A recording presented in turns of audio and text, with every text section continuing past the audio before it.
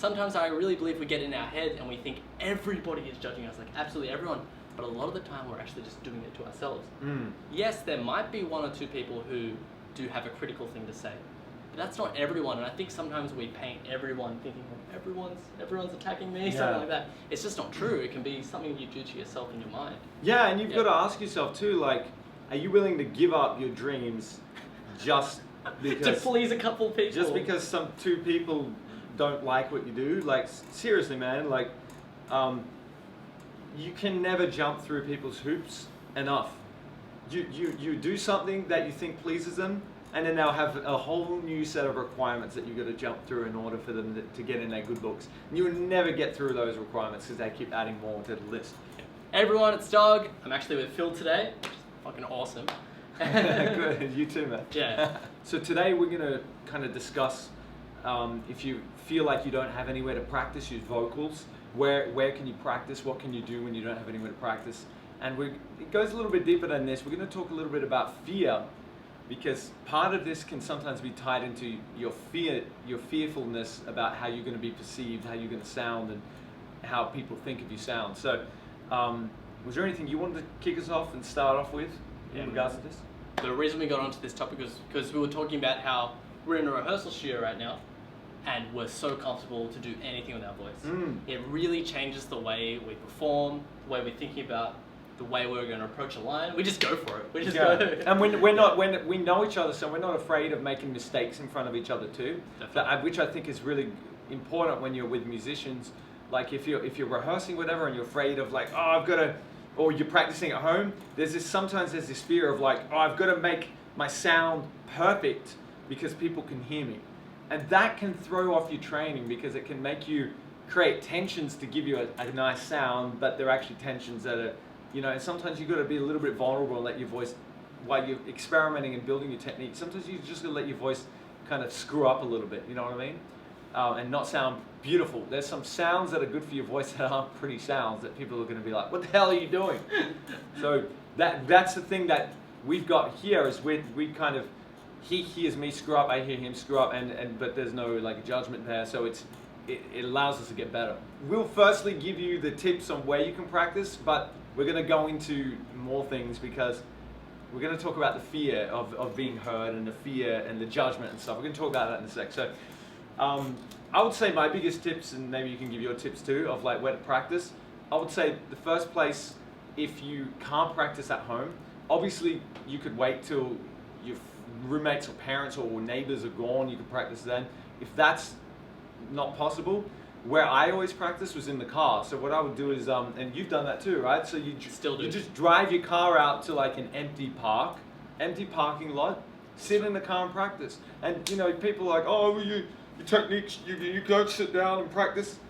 Don't worry about that. Yeah, it is a little bit trickier to get your support down when you practice, but it's better than nothing. That's right. Just do whatever Better you can than do. nothing. You just got to do what you can do. You can't always get the perfect situation, so you just do whatever you can do. So I would say that's probably the best option if you don't have a car. Then try to borrow someone. When I first moved to Japan, I didn't have a car. I borrowed my wife's mother's car and just sit there. I would walk into the forest and practice and be loud there. You can rent out rehearsal rooms or studio rooms and stuff. Things like that. So those are my tips. Do you have any other tips other than that? You did something. You built like a little thing in the wardrobe. Why don't you tell me about that? And then I kept growing, and then I got too tall for it. But I'm dead serious about that. Tell them about the room. Basically, I had nowhere to practice. In my first few lessons with you, you told me, Doug, you need to be louder, and it's going to affect you. If you don't get louder. He was afraid of being loud because the neighbors could hear him through the window. And I told him, like, you won't be able to build your voice if you're scared of the volume, because you need, there is a certain volume you need to grow your voice, and it's louder than what you may realize. It's like about that volume. It's like a medium loud volume. In that room, I realized that they can hear me directly out the window. I can close all the curtains, I can put double curtains, I can put anything, but they can still hear me. So what I did was I got a cupboard and I put blankets inside it. I drilled a hole and put my laptop charger in it, so I even had a laptop so I could train. And yeah, I'd just go in there for an hour or so. I remember in summer I got a bit but I was able to do it for a long time. And then I think got a bit older, got a car, and And then I just started driving around places. Mm. Obviously, when I can, I always practice at home when no one's there, just by myself. I still felt like there was something in my head that was just holding me back from that. So I would still get my car, I would go and train, I would drive out to that empty parking lot. Even to this day, I still do this. And then, whether it be like a rehearsal studio that I book, whether I want to record a song, something like that, sometimes I will record it at home when there's no one there. But lately, just so I can really express myself, I go and rent a rehearsal studio and I record there. Because I really realize that even if I'm holding myself back 15%, it's still holding me back 15%. Yeah, so I guess what you're trying to say is that as you get more serious, as you get more serious, because you might, at the moment, you don't have somewhere to train, so you just do whatever you can. It may not be perfect, but start somewhere. But once you do that for a while, you'll get a little bit more serious, and you'll be like, you know what, I just want to, invest some money and do it the right way. So don't be hesitant to spend money to get the best results, whether that be in vocal lessons or just a friggin' place to train, right? Put out the money, get a little rehearsal room you rent them.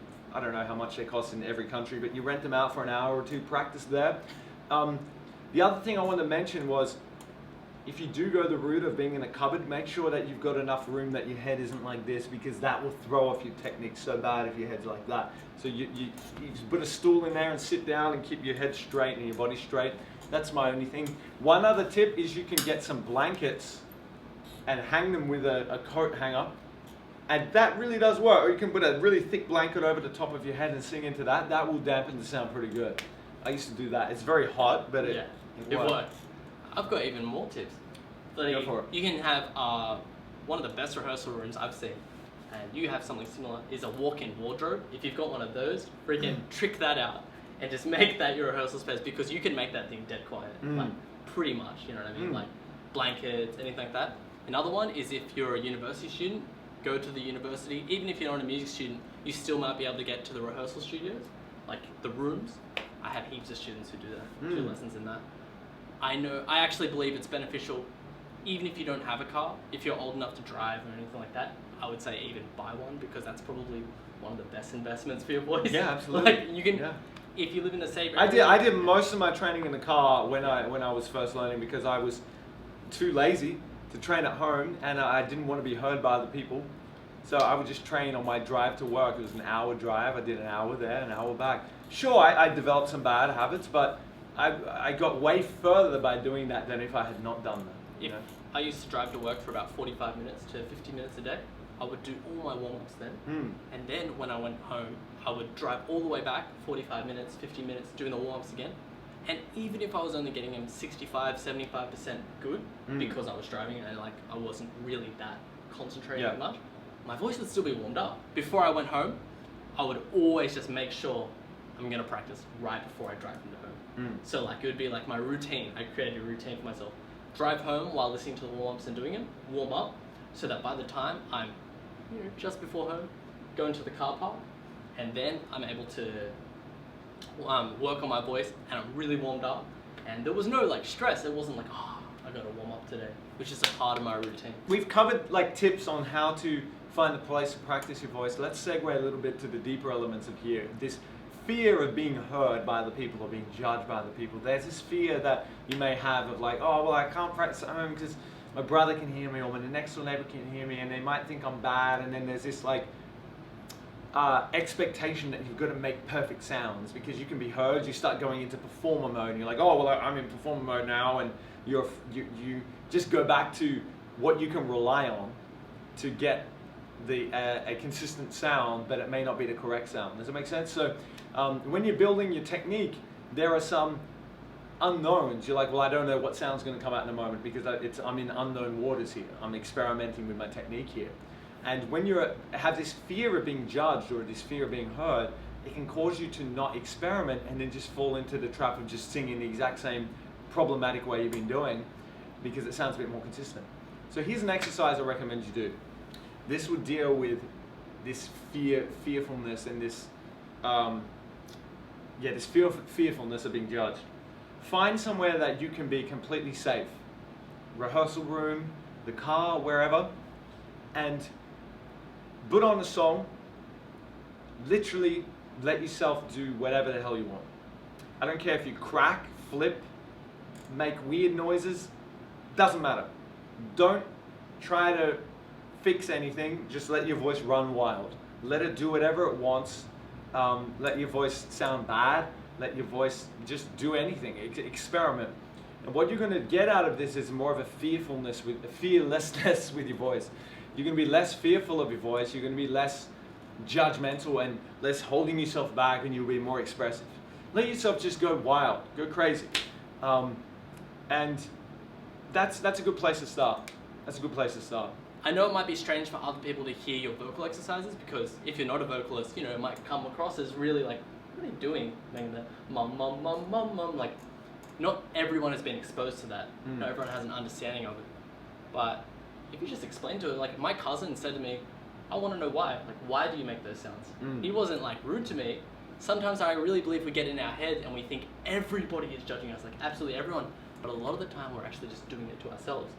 Yes, there might be one or two people who do have a critical thing to say, but that's not everyone. And I think sometimes we paint everyone thinking like everyone's attacking me, something like that. It's just not true. It can be something you do to yourself in your mind. Yeah, and you've got to ask yourself too, like, are you willing to give up your dreams just because to please a couple of people? Just because some two people don't like what you do? Like, seriously, man, like,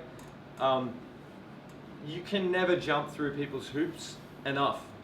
You do something that you think pleases them, and then they'll have a whole new set of requirements that you've got to jump through in order for them to get in their good books. And you will never get through those requirements because they keep adding more to the list. So people are always going to judge you, no matter what you do, no matter how good you get as well. So don't be thinking like, oh, if I just get up to this level, no one's going to judge me. No, people are still going to judge you. The only you can't change other people. All you can change is the weight you give to other people's opinions, how much you care about what other people think. That's all you can change. You can only change yourself and how you perceive. So you've got to be a bit more playful with everything with your voice. You've got to be a little bit non-caring. You've got to be a little bit more ballsy and experimental with your voice. And if people are saying like, oh, you're never going to be great, like, why are you even practicing that? You just say, all right, and just keep doing it anyway. Sometimes they don't get it. That's fine. You just go like, well, whatever, but I want to experiment with this. I enjoy doing this. I want to play around with it and see what happens. That's what you got to say. If somebody's like, why are you doing that? It sounds bad. You're never going to get good.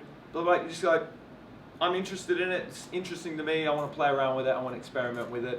I want to see if it leads me somewhere. I'm going to give it a shot because I enjoy it. That's what you got to say. You don't have to get triggered by it. You just say it like that. That's it. At the same time, those people can even change once you impress them. They don't always have to be like that.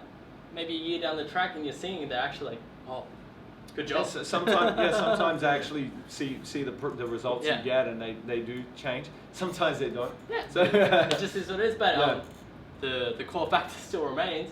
You just got to be separate to that. You've got to stay on your path, stay on what you're doing, have kind of like a long-term mindset of like what you want. You got to be comfortable with yourself. You know what I mean? Singing is so much. This is so good. We're talking about this because singing is like, singing is just the surface. Singing is like psychological. It's so psychological because it exposes all these kind of issues. So what we're really finding out here is there is an issue that you're not comfortable within your own lane. You're not comfortable being in your own lane and just doing what you want to do. You're uncomfortable with how people are going to perceive you and judge you. That's what's happening. You're uncomfortable with what people think about the sounds you make and things like that. And if you stay like that, the bigger you become, the more popular you become. Let's say your singing career takes off, whatever.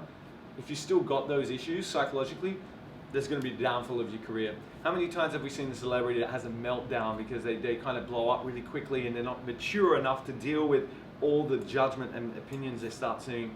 You become a public figure, you're going to get a lot of unsolicited opinions and comments about what people think about you suddenly. So, and that's always going to happen. So you've just got to get really comfortable at knowing who you are. You've got to get good at being able to please yourself and be happy in your own skin. Okay? You should be doing singing because you enjoy it, not because you want to please other people. If you're doing singing because you want to please other people, there's always going to be this element of disappointment when you cannot please somebody. You cannot live in that frame.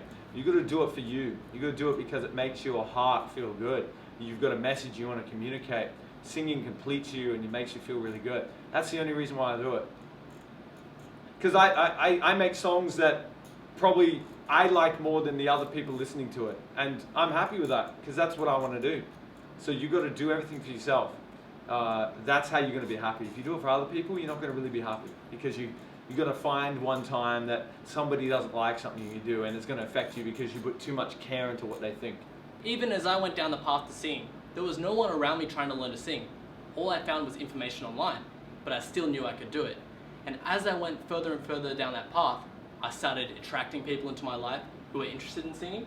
More people around me decided, oh my God, Doug's learning to sing, and I was making improvements. I want to learn to sing too. So it's almost like being more fearless creates, more of an authentic self, and people will see you, be inspired by that. So even though you said that you do it for yourself, you're actually helping other people around you. That's the best way to help other people is and inspire them is because they want that fearlessness that you eventually develop, and they see you've got it, and then they want that. And I think that's why we like certain performers that we like, because when we're in the audience and we see them on stage, they're really, what we like about them a lot is that they're fearless and that's what we want. Right? Then they make us feel that way too. So what you feel can project onto other people, and if you're awkward, you project that awkwardness onto other people. They feel that, and then they feel awkward as well. So some of these issues, like what Doug pointed out a moment ago about sometimes it's in your head and we project it to others. Sometimes you feel awkward about training your voice, and that awkwardness that you feel is what's causing the other people to feel awkward. They can hear you. Sometimes it's that. Sometimes, not always, but sometimes. If you're fearless, that is the best way to grow your voice from that point.